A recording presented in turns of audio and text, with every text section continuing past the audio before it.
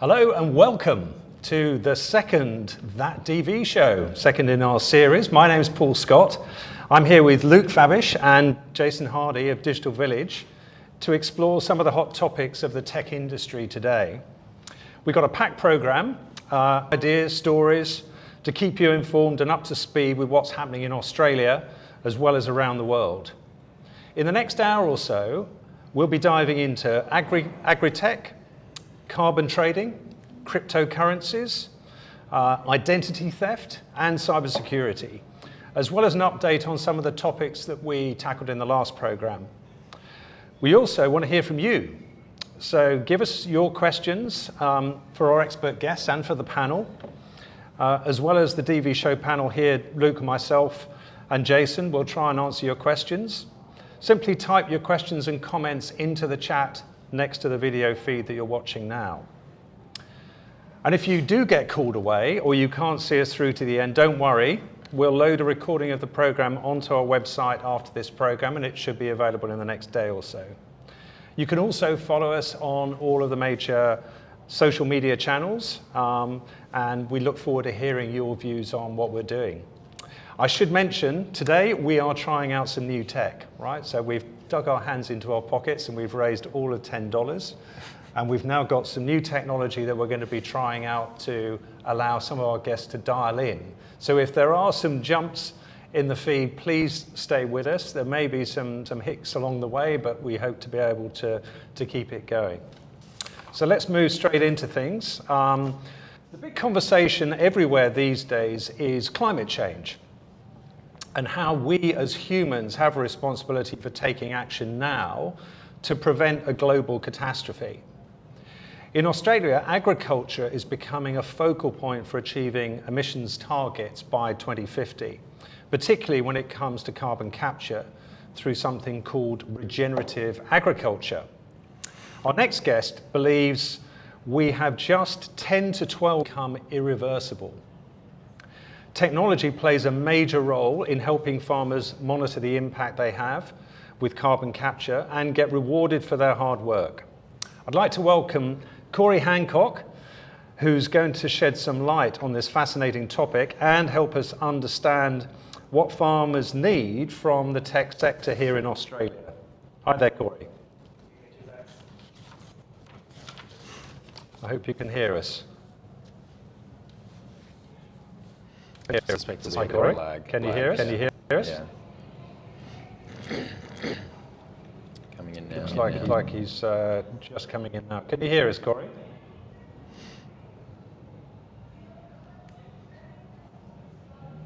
Can you hear us now, Corey?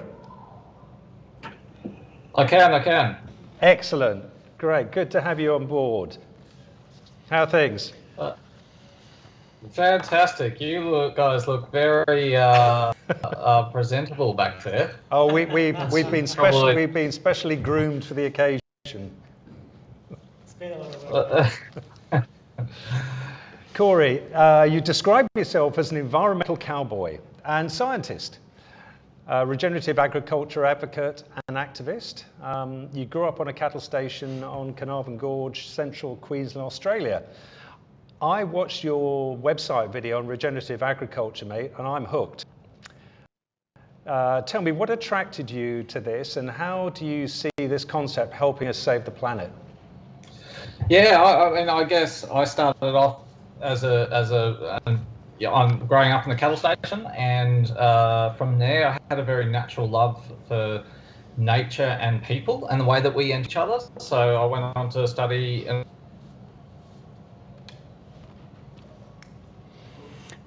I didn't study environmental science, by the way. No, but Just, yeah. Say, We went to uni together, yeah.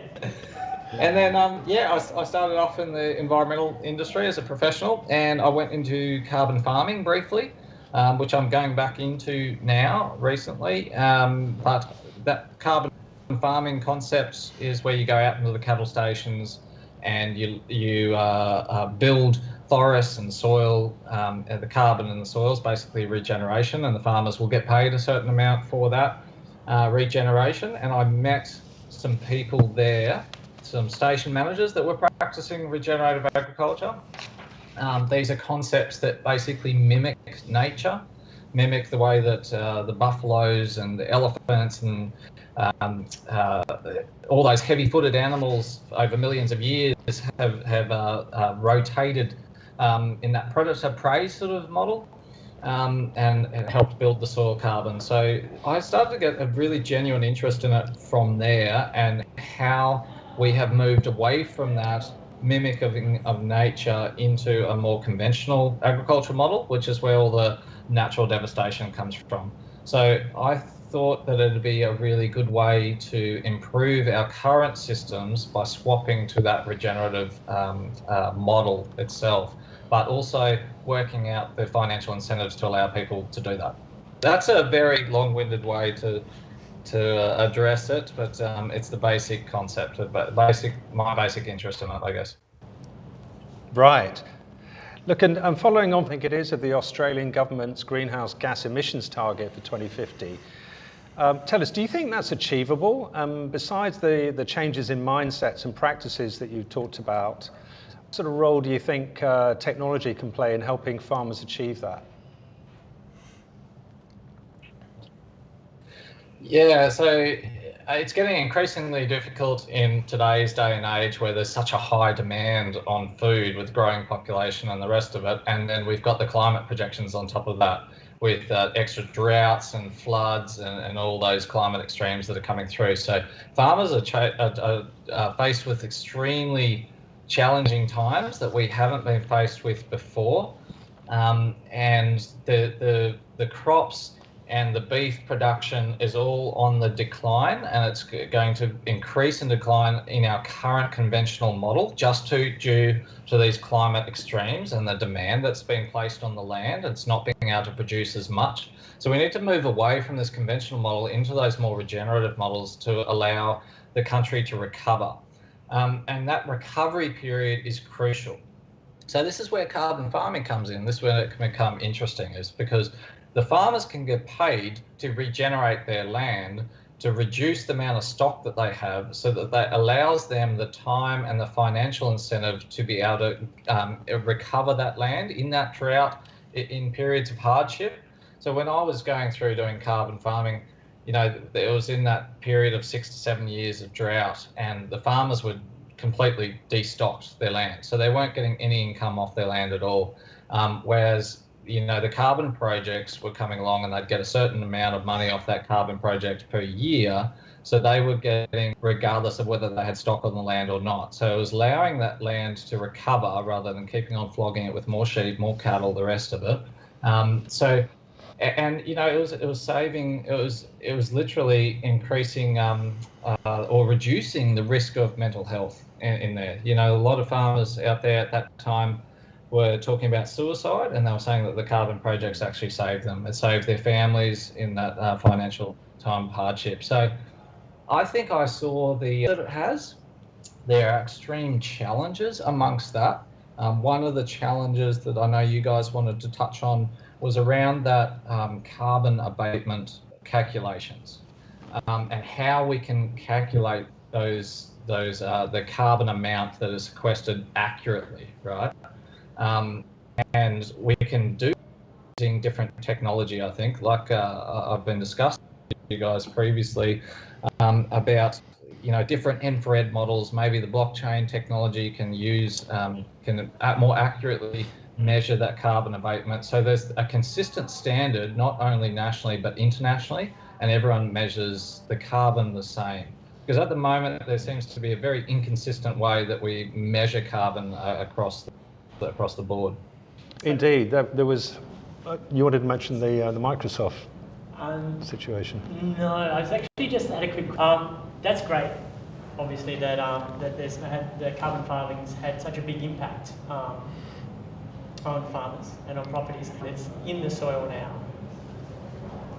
So is that right? Not only in the soil, but in the vegetation. Okay.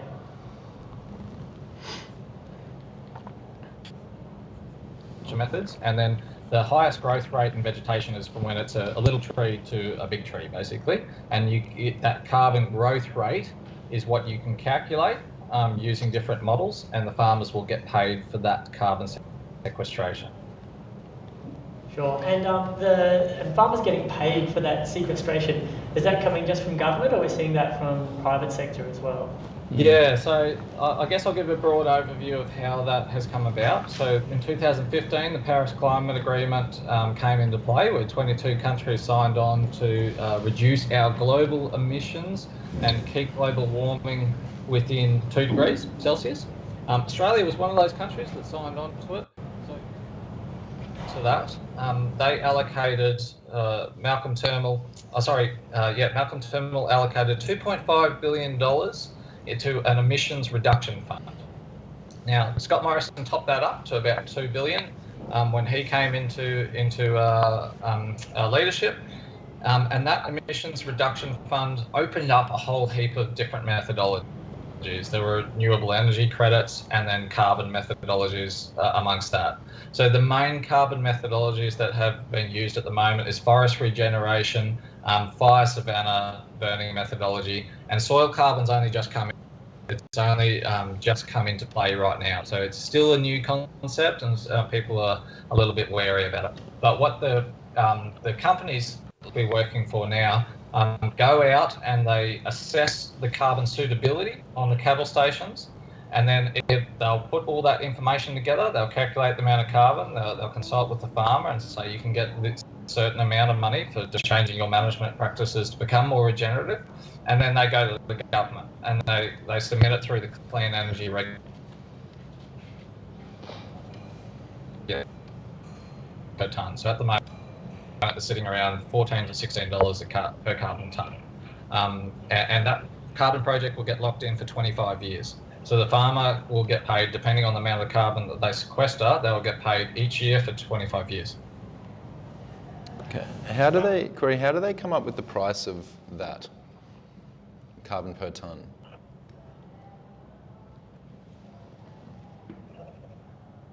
So what was that, guys?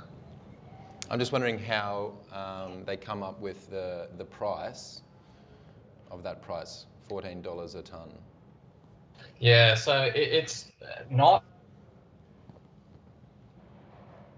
the way that we can make it become competitive, because it's completely reliant on this emissions reduction fund, right, which is topped up by the government. So because there's no proper price on carbon at the moment. When Kevin Rudd came in, he put a price on carbon, which raised the carbon price up to $30, $35 a carbon tonne, which made these soil carbon projects more, because it was industry regulating this. So at the same time, when that carbon price came on, you saw emissions reduce because people don't have to pay to offset their carbon, so they'd find more innovative ways to reduce their emissions, their company emissions, and then you saw more carbon projects get off the ground really quickly. So you get like a reduction in emissions and an increase in carbon sequestration at the same time. And so the way to do that is to put a price on carbon and value carbon the same way that we do gold or oil. We have to think of it as that we can trade it like a commodity, because the amount of carbon dioxide that's in the atmosphere right now causing climate change is thought to be a problem. What if we saw it as part of the solution? What if we saw it as a gold mine and we started to reverse mine it, started to draw it back down from the atmosphere, store it in our soils and our forests and our oceans, and use those different carbon methodologies that I was talking about to allow us to do that, and base our entire economic model on the regeneration of nature and not degeneration. I'd say you'd be able to start to reverse climate change pretty damn quickly when you reverse that economic model and you start treating carbon as a gold commodity. You know what I mean? Yeah. So it becomes primarily about carbon capture. And it is, yeah. Yeah.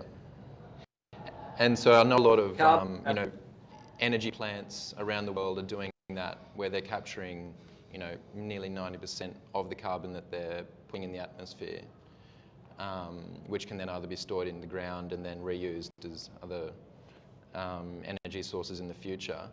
So that's like a pretty significant chunk of the carbon that's being produced.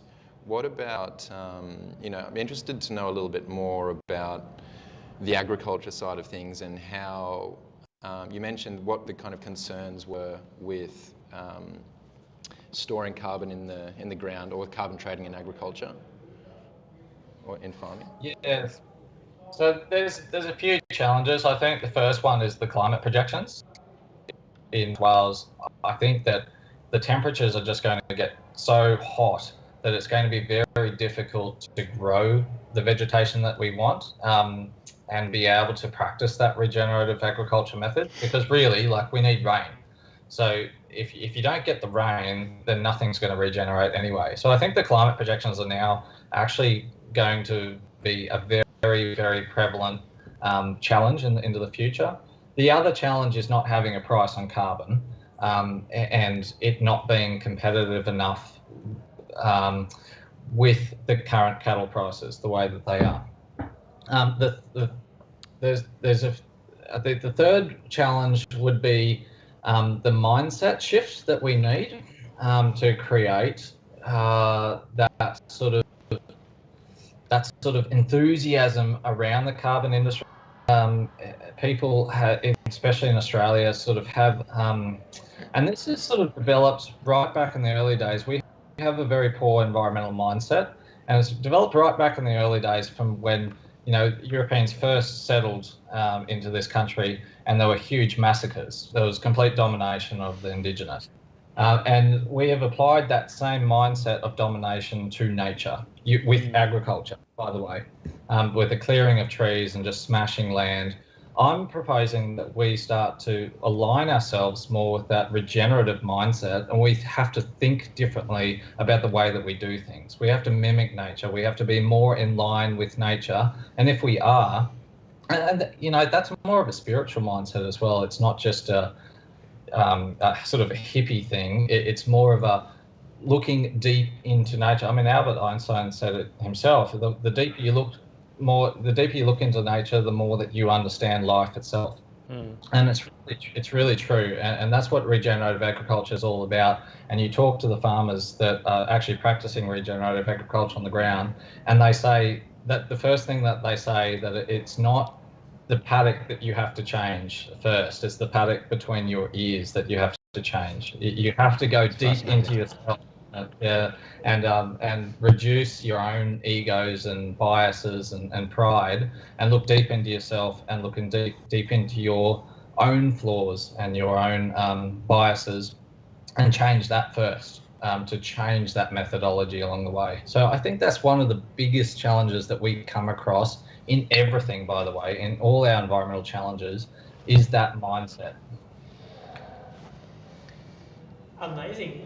That's an incredible perspective, and I think it'd be a wonderful change in the way that we approach the way that we work with the land here in Australia and around the world. What do you think is the largest challenge in getting people to take that first step? Is there fear of an economic hit?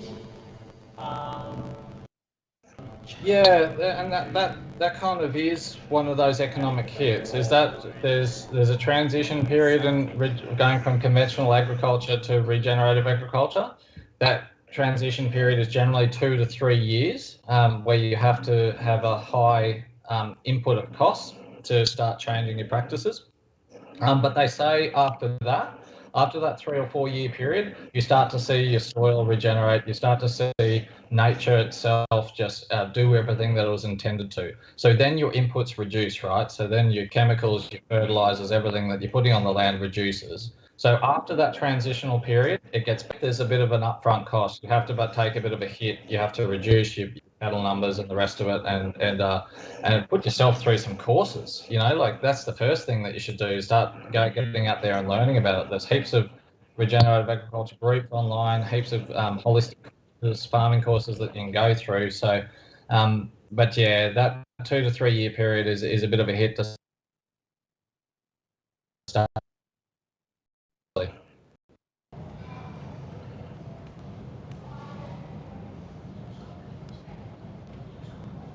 And do you think, Corey, that the government's got a role to play in helping that? It needs to be a transition top-down, take place? bottom-up Are approach. they I providing think, Paul. I think assistance that to farmers to we actually have to make that take the transition? incentive ourselves, but government also has to help with that incentive.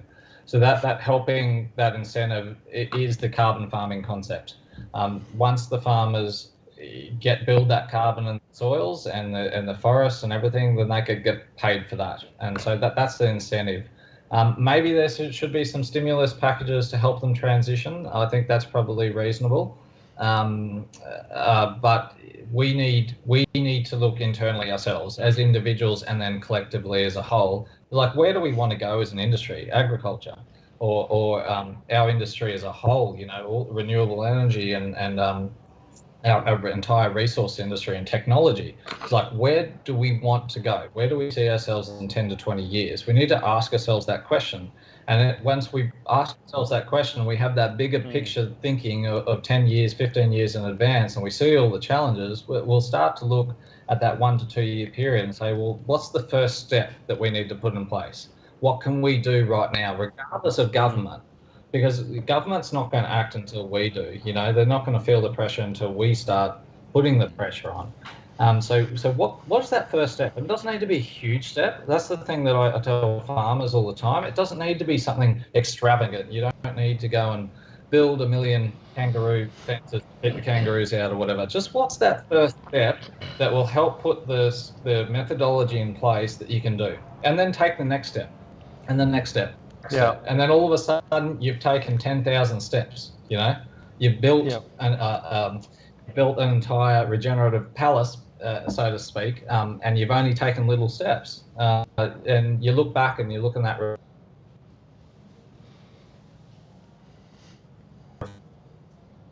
look forward to the future, but then you've got to look right in front of your feet and just carry your feet through, I think. Absolutely. Corey, thank you very much indeed. Absolutely fascinating discussion. Obviously, lots to be done. I would encourage any of our viewers and listeners to go onto your website and look at the work that you're doing. And we really want to get involved. I know the guys at Digital Village feel really passionately about this.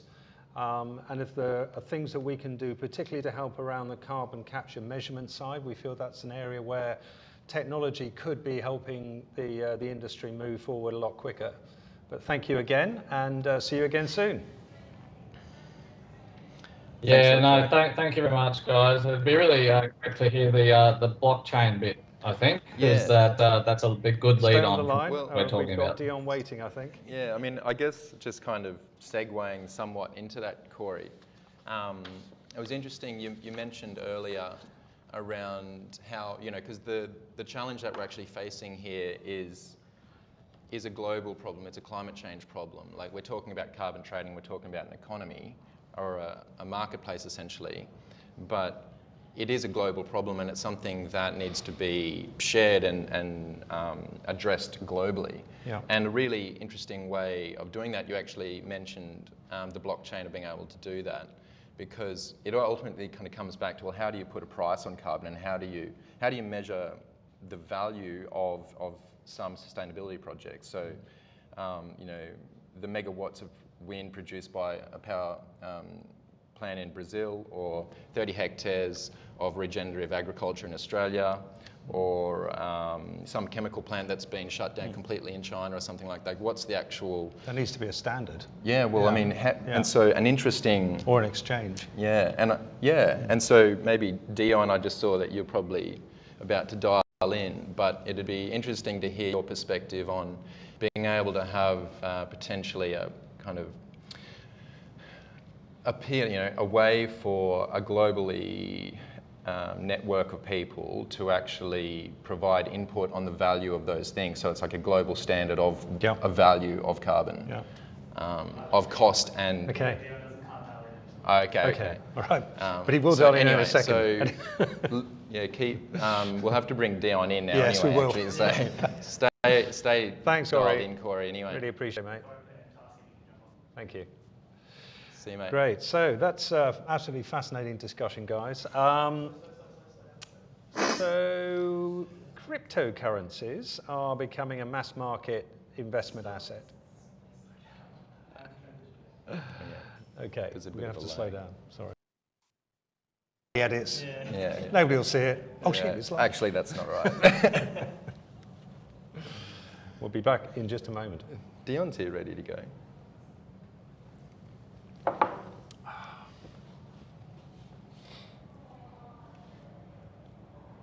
And there he is. Can you hear us?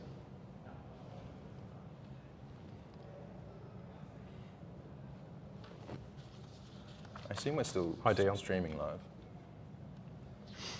I guess so. Hi, Dion. Can you hear us? Hey guys, I can. Good. I can. Can you hear me? Yeah, loud and clear. Let me just do a quick introduction for you, Dion. Cryptocurrencies are becoming a mass market investment asset, fueled in part by some very high-profile backers in the financial services sector, such as Goldman Sachs and Morgan Stanley, as well as some very influential